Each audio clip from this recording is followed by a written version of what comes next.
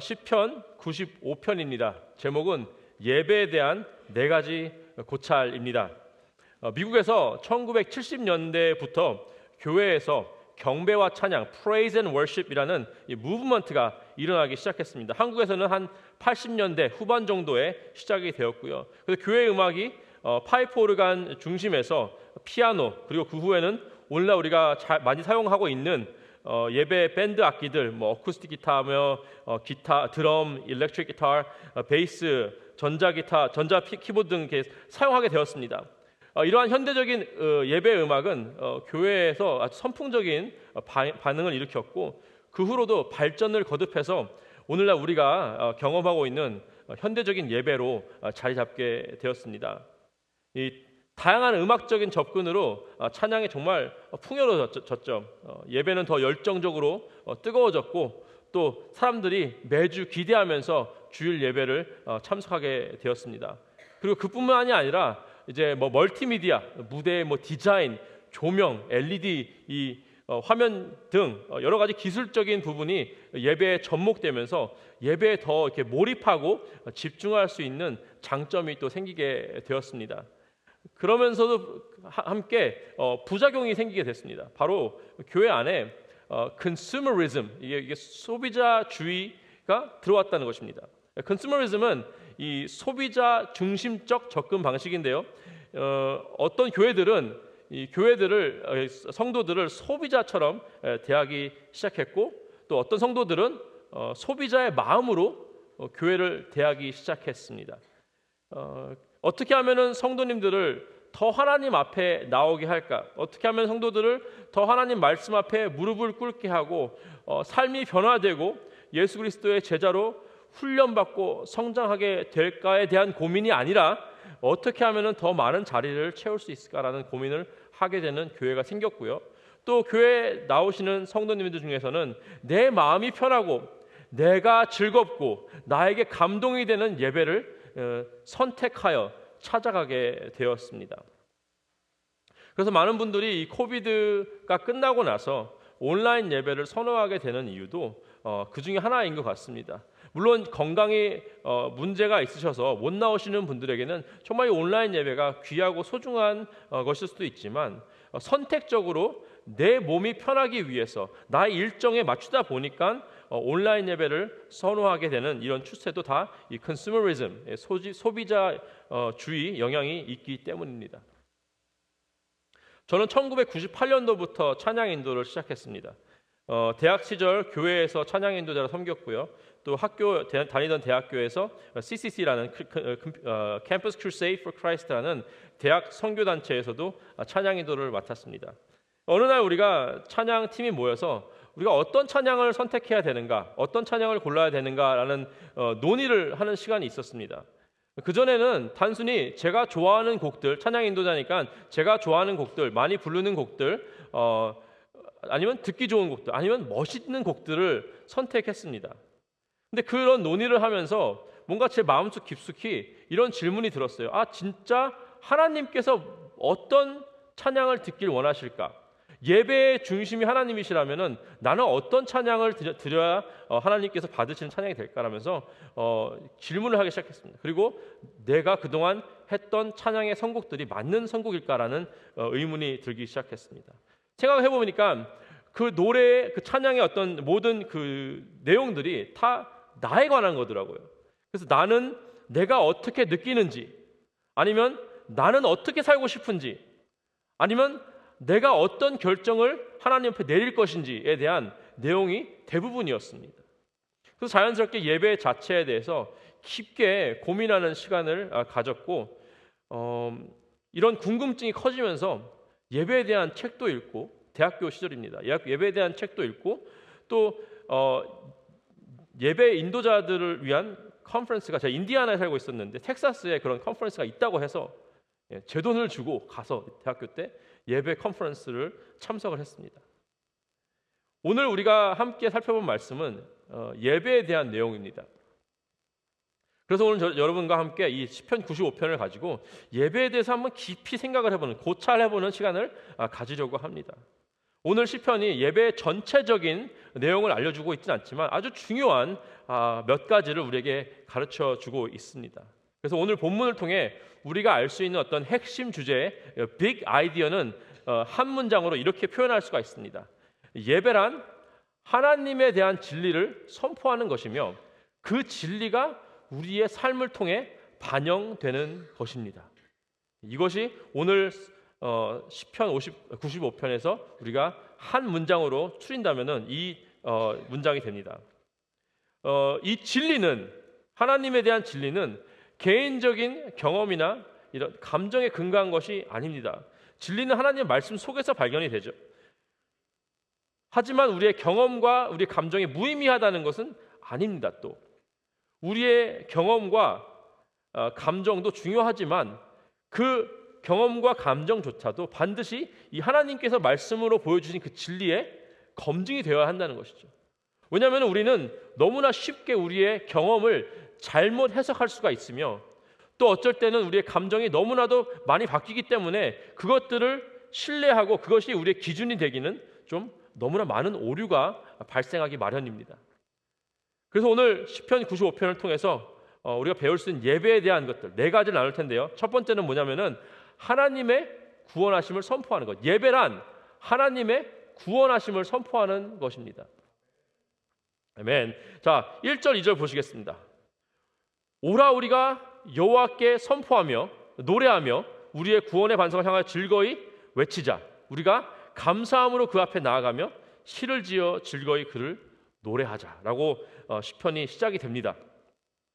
이 시편은요 예배로의 부름, 임례로 많이 사용이 됩니다. Call to worship 아니면 invitation to worship이라고 하는데요. 여기서 영어로는 이제 Oh come, let us sing to the Lord. 와서 주님께 노래합시다라는 표현으로 성도들을 예배 자리로 초대하고 있습니다. 1절과 2절 보시면은 반복되는 표현이 있는데요. 거기서는 즐거이 외치자 1절에서는, 2절에서는 즐거이 노래하자라는 표현이 반복이 됩니다. 영어로는 이 두 구절 다 make a joyful noise, 즐거운 소리를 내자라고 나와 있습니다. 사실 이 히브리어 원어는 이 두 가지 그 단어가 동사가 같은 동사입니다. 노래하자, 외치자. 루아라는 히브리어 동사로 쓰여졌는데 이 뜻은요 소리를 지르다입니다. 함성을 지르다라는 뜻입니다.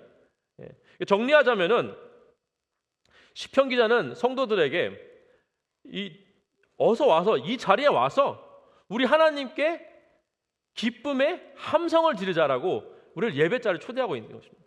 Make a joyful noise라는 것은 우리가 노래를 잘하고 음에 맞게 부르고 박자에 맞게 부르는 것과 무관하게 그냥 입에서 소리만 나온다면은 기쁨의 소리를 낸다면은 바로 그것이 하나님께 들어지는 찬양이라는 것입니다.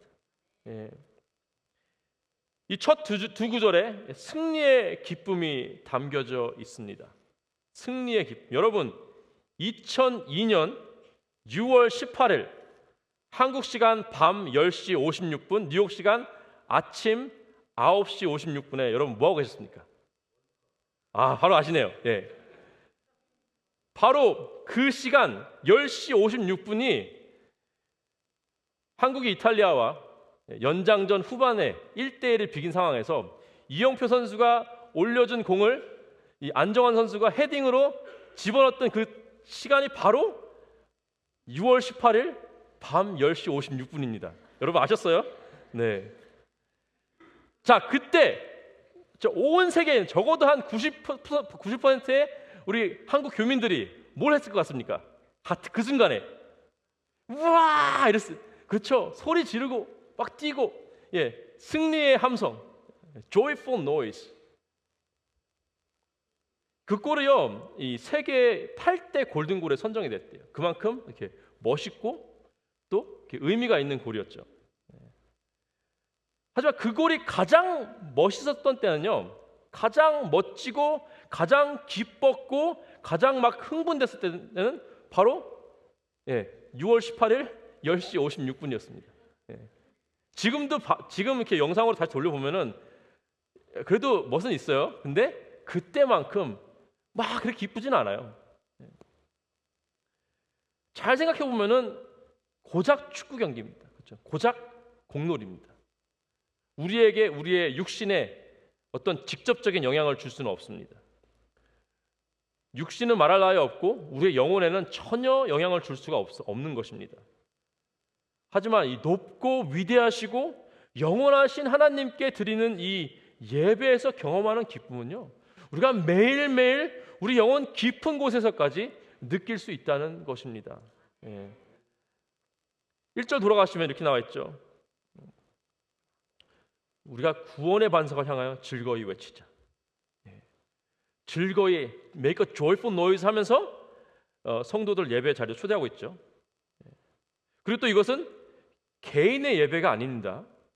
이거는 공동체의 예배입니다. 1절과 2절에 우리가, 1절에 오라 우리가, 2절에 우리가 감사함으로, 나 혼자가 아닌, 당신네들이 아닌, 우리가, 개인이 아닌 공동체가 함께 주님의 예배의 그 자리로 초대받고 있다는 것입니다. 바로 오늘 우리가 하는 이 예배, 바로 이것이 예배의 모습입니다. 여러분, 그러면 우리는 이 시편 말씀을 기준으로 무엇을 기뻐하며 무엇을 기념하며 노래하고 있는 것일까요? 외치고 있는 것일까요? 바로 1절 보시면 이렇게 나와 있죠. 우리의 구원의 반석을 향하여. 이 표현이 구약 성경에 여러 곳에 등장하죠. 구원의 반석이신 주님. 제가 10살 때부터 12살 때까지 한국에서 제주도에 살았습니다. 외도라는 도시에 살았는데, 그 외도는 그 한라산에서 내려온 그 물이 그 동네 그 밑에 부분에 바다로 빠지기 바로 직전에 이렇게 물이 고이는 곳이 있었어요. 그리고 그 물이 고이는 곳에 우리가 늘 가서 수영을 했습니다. 어렸을 때 친구들 다 동네 아이 다 모여서 수영하는 곳이었어요. 그리고 그 옆에는 정말 엄청나게 큰 바위가 하나 있었습니다. 그래서 그 바위에서 막 올라가서 뛰어내리기도 하고, 재미있게 놀았습니다. 그리고 수영하다 지치면요, 그 바위에 올라가요. 그래서 그 뜨거운 땡볕 아래 이렇게 눕습니다. 그러면 이제 앞으로 누우면 이제 앞에가 다 말라요. 그러면 좀 이따가 뒤집어요. 이렇게 고기 뒤집듯이 뒤집어서 뒤를 또 말립니다. 이 바위는요, 정말 견고하고 안정적이며 움직이지 않는 그 존재였어요. 그렇죠? 언제나 그 자리에 있는 바위이고 지금도 가보면 아마 있을 거예요. 아직도. 이처럼 구원의 반석이신 우리 구주 예수님은 언제나 흔들리지 않고 변함없으며 신실하신 우리의 주님이심을 믿으시기 바랍니다. 우리가 하나님께 달려가기만 하면은 언제나 구원을 받을 수 있다는 사실입니다. 하나님은 결코 실패하지 않으시고 실수가 없으시고 언제나 신실하신 구원의 반석 우리 구주 예수님이심을 믿으시기 바랍니다. 우리가 하나님께 구원을 구하면 하나님은 언제나 그 자리에서 우리를 맞아 주십니다. 따라서 예배란 세상 가운데 외치는 것입니다. 선포입니다. 여러분, 여호와께 달려가십시오. 흔들리지 않는 변함없는 신실하신 구원의 반석의 하나님께 달려가십시오 라는 선포하는 것이 바로 예배라는 것입니다. 우리 구주 예수님께 달려가는 우리 모두가 되기를 주님의 이름으로 축복하고 기도합니다. 아멘. 두 번째는요, 예배란 하나님의 성품을 선포하는 것입니다. 하나님의 성품을 선포하는 것. 3절 이렇게 나와 있습니다. 여호와는 크신 하나님이시요 모든 신들보다 크신 왕이시기 때문이로다. 우리는 성경 곳곳에 하나님의 성품에 대한 이 묘사를 찾을 수가 있습니다. 이걸 신학적으로 하나님의 속성, 영어로는 attributes of God이라고 하고요. 1대1 훈련을 받으신 분들은 이 하나님의 속성이 두 가지로 나뉜다는 것을 배우셨을 것입니다. 그렇죠? 하나님의 공유적 속성, 그리고 하나님의 비공유적 속성. 그렇습니다. 혹시 모르시는 분들은 1대1 훈련을 받으시면 알게 되실 것입니다. 자, 이 하나님의 속성은 여러 가지가 있는데 그 중에 몇 개만 얘기하자면은 하나님의 선하심, the goodness of God, 하나님의 사랑, 하나님의 거룩하심, 전능하심, 절대적인 권위, 전지하심, 전능하심 등 많이 있습니다. 그리고 우리가 하나님의 성품을 바탕으로 우리가 하나님과 어떤 관계를 맺고 있는지도 우리가 이해할 수가 있어요. 예를 들자면 하나님은 사랑이십니다. 그렇죠? 그러면 우리는 그 하나님의 사랑을 받는 피조물인 피조물이라는 것입니다. 하나님은 공의로우십니다. 그분의 능력과 그분의 공의 앞에 우리의 삶이 어떻게 조명되어야 되겠죠. 그리고 우리는 세상 가운데 또 공의를 또 실천해야 됩니다. 하나님 우리의 왕이시죠. 그러면 그분의 능력과 권위로 우리는 그분의 다스림을 받아야 된다는 것입니다. 이 하나님의 성품, 하나님의 속성은 우리가 인간의 언어로는 다 완벽하게 표현할 수는 없지만 하나님께서 우리에게 보여주신 만큼은 우리가 알 수 있습니다. 말씀에서. 자, 오늘 본문에서 우리가 하나님을 예배하는 이유는 크신 하나님, 모든 신들보다 크신 왕이시기 때문입니다. 자, 하나님은 얼마나 크실까요? 얼마나 위대하실까요?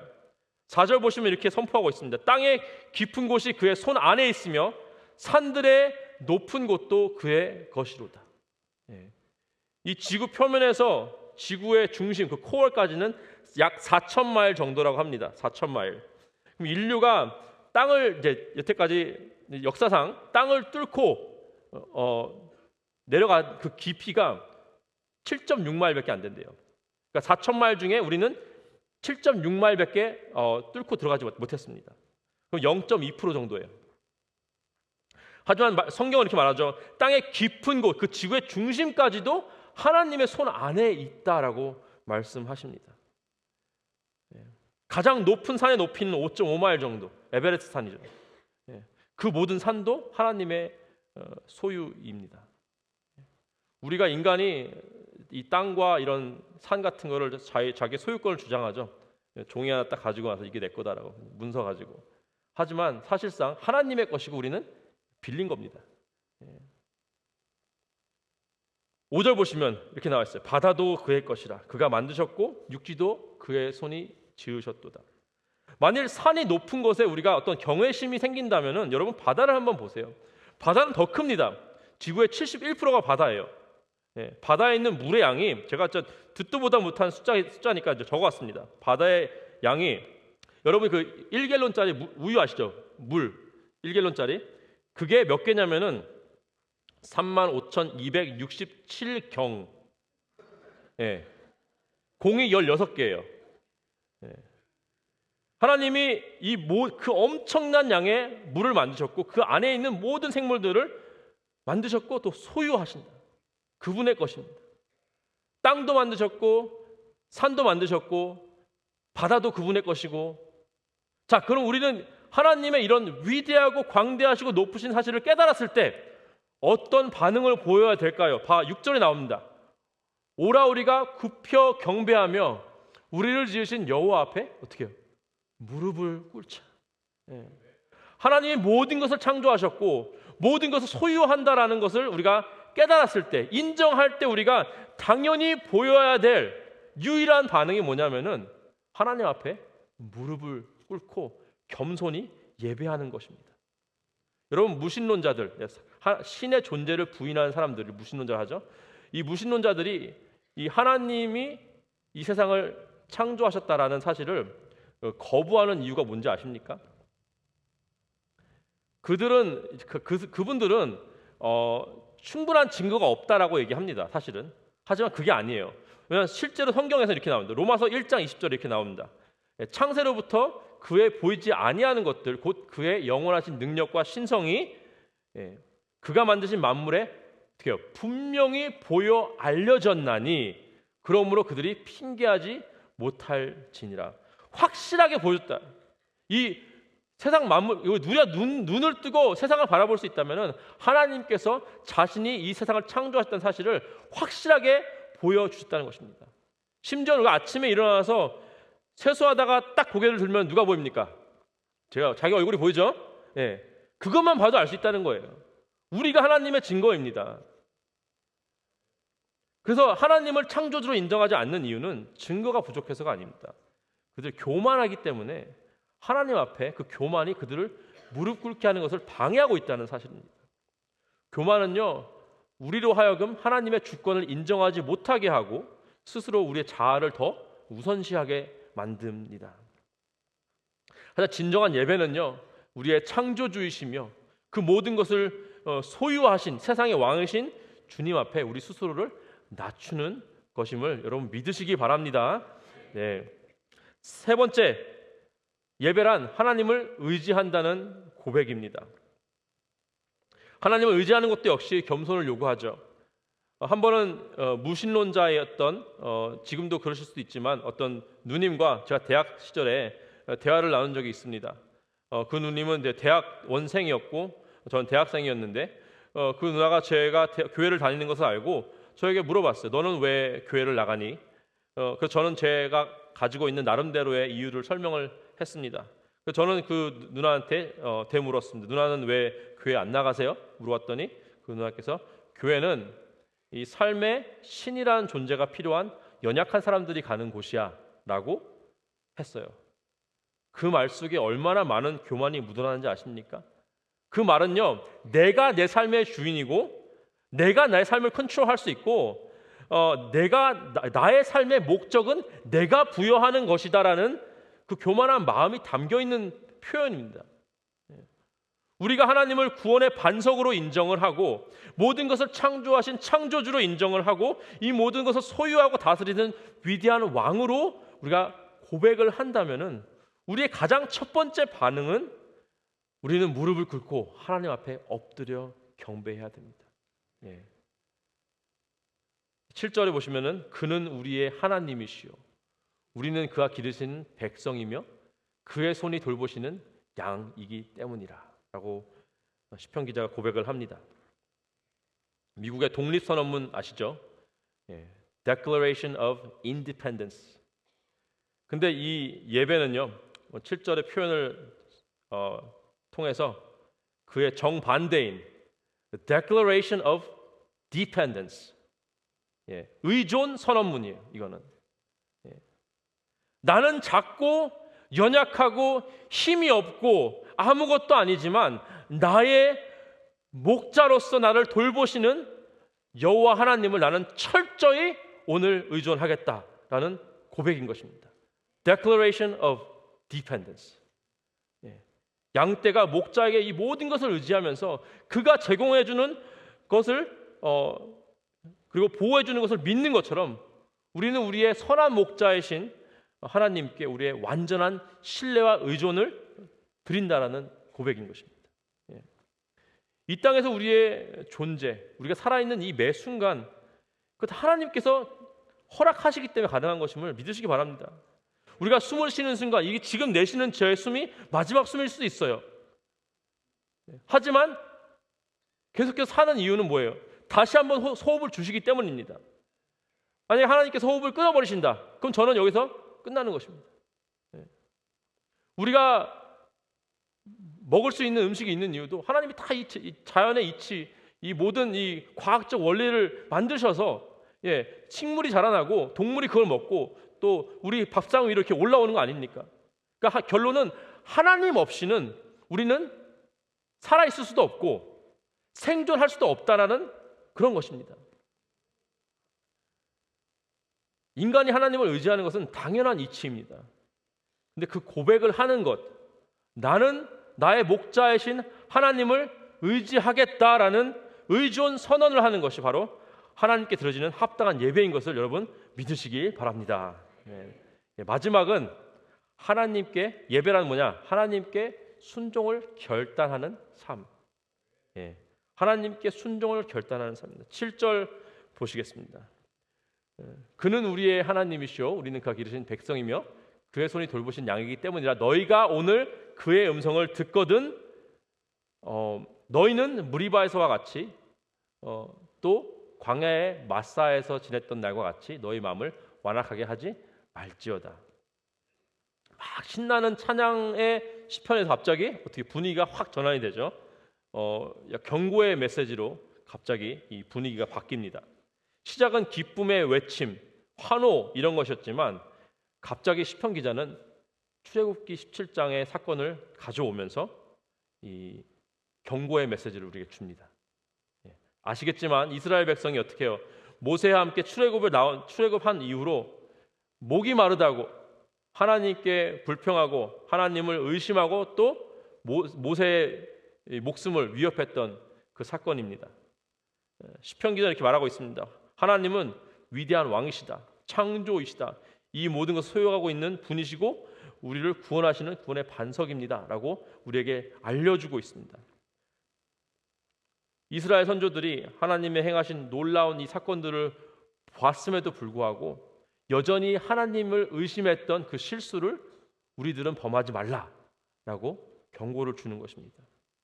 하나님께서 10가지 재앙을 이집트에 보내셔서 이스라엘을 출애굽시키셨고 홍해를 갈라주셨고 만나 메추라기를 주시면서 그들의 필요를 채워주셨습니다. 하나님은 이미 나는 신뢰할 만한 능력이 있다라는 것을 증명하셨습니다. 하지만 하나님을 신뢰하지 못한 이스라엘 백성들은 어떻게 했습니까?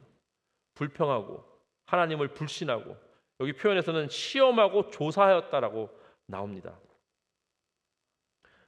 예배는 하나님 앞에서 우리의 죄를 회개하고 순종을 결단하는 삶을 말합니다. 이 말씀을 우리가 그냥 읽잖아요. 그러면은 경고의 메시지예요. 근데 사실은 이 부분이 우리에게는 기쁜 소식입니다. 하나님은 이스라엘 백성의 예를 보여주시면서 이 시편을 통해서 글로 가지 말아라. 그 길을 걷지 말아라. 그 불순종의 길을 걷지 말아라. 나에게로 와라. 나를 의지하고 나에게 의존하는 것이 너희에게 생명의 길이고 나를 불신하고 시험하고 조사하는 그 이스라엘의 길은 사망과 멸망의 길이다 라고 우리에게 말씀해 주시는 것입니다. 하나님을 인정하고 하나님을 의지해라. 나에게 와라. 이쪽으로 와라. 라면서 하나님께서 팔을 벌려서 우리를 그 품으로 초대하시는 그 말씀이라는 것입니다. 마치 우리가 이렇게 산길을 운전해 갈 때 그 이정표에 이렇게 그 낭떠러지 사인이 있지 않습니까? 예, 그런 거 똑같은 거예요. 글로 가면 죽어요. 하나님 말씀하십니다. 이스라엘의 길 따라가지 말아라. 글로 가면 죽는다. 나에게로 와라. 내가 너희를 인도하고 내가 너희의 필요를 채우며 너희가 의지할 것은 나밖에 없다라고 하나님께서 오늘 우리를 주님께로 초대하고 계심을 믿으시길 바랍니다. 그렇기 때문에 여러분 우리의 모습이 부족해서 하나님께 예배를 하러 나오지 못하는 것이 아닙니다. 오히려 우리가 부족하기 때문에 하나님 앞에 부족함을 고백하면서 우리를 온전케 하실 것이라는 기대로 주님께 나올 수 있는 것입니다. 우리가 아직 죄악된 삶을 살고 있기 때문에 예배를 드리지 못하는 것이 아닙니다. 우리의 삶의 죄를 주님의 그 십자가 앞에 내려놓으며 하나님께 회개와 용서를 함으로써 받음으로써 깨끗하게 씻음받을 수 있는 것이라는 믿음으로 나올 수 있는 것입니다. 우리가 하나님과 멀어져서 예배를 드리지 않는 것이 아닙니다. 우리는 늘 우리 함께 하시는 주님을 인정하며 예배 가운데 나올 수 있는 것입니다. 여러분 오늘 핵심 주제를 한 번 더 살펴보겠습니다. 예배란 하나님에 대한 진리를 어떻게 해요? 선포하는 것이며 또 그 선포된 진리가 우리 삶을 통해서 반영되는 것입니다. 만약에 우리가 이 구원의 하나님을 선포하고 하나님의 그 성품을 선포하고 하나님을 의존한다라는 고백을 드리며 예배를 한다면은 그 우리의 삶은 우리가 선포하는 그 진리가 이 반영되는 삶을 살아야 된다는 것입니다. 우리가 만약에 우리를 구원해 주시는 예수님에 대한 찬양을 한다. 그러면은 우리는 우리를 구원할 수 있는 것은 이 세상에 아무것도 없다라는 사실을 고백해야 된다는 것입니다. 아무것도 우리는 의지하지 않아야 합니다. 우리는 오직 우리의 구원을 위해서 예수 그리스도만 의지해야 된다는 것입니다. 심지어는 나의 착한 행실도 나를 구원할 수 없습니다. 오직 우리 구주 예수님만이 우리의 구원의 반석이십니다. 우리가 하나님이 능력 있고 강하신 분이라는 찬양을 부른다면은 우리는 이 능력 있고 강하신 하나님을 신뢰하며 살 수 있습니다. 우리가 우리의 목자이시며 우리의 공급자이시고 우리를 보호하시는 우리의 하나님을 찬양한다면은 우리의 삶은 하나님이 주시는 것에 만족하며 우리의 목자이신 주님의 음성을 따라가야 되는 그런 삶을 살아야 된다는 것입니다.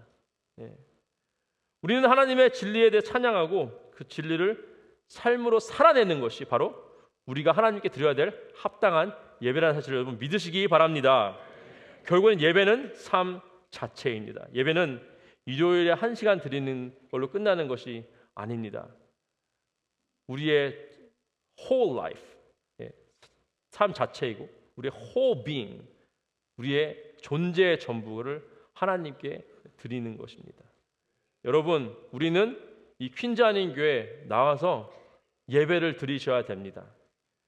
그리고 여러분, 저 문을 열고 밖으로 나가서도 여러분 예배를 드리셔야 됩니다.